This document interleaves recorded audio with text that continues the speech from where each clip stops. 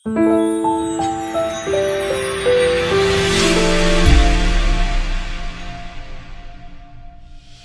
ಸ್ನೇಹಿತರೆ, ಚಿಂತನಶೀಲ ಸಮಾಜಮುಖಿ ಮಾಸಪತ್ರಿಕೆಯು ಕನ್ನಡ ಸಾಹಿತ್ಯ ಲೋಕದಲ್ಲಿ ಒಂದು ಹೊಸ ಆಲೋಚನೆಯನ್ನ, ಒಂದು ಹೊಸ ದಿಕ್ಕನ್ನ ಹುಡುಕುವ ಪ್ರಯತ್ನವಾಗಿ ಪ್ರಪ್ರಥಮ ಬಾರಿಗೆ ಸಮಾಜಮುಖಿ ಸಾಹಿತ್ಯ ಸಮ್ಮೇಳನವನ್ನ ನವೆಂಬರ್ 8 ಮತ್ತು 9ರಂದು ಬೆಂಗಳೂರಿನ ಸ್ಕೌಟ್ಸ್ ಅಂಡ್ ಗೈಡ್ಸ್ ಮೈದಾನದಲ್ಲಿ ಆಯೋಜಿಸಿದೆ.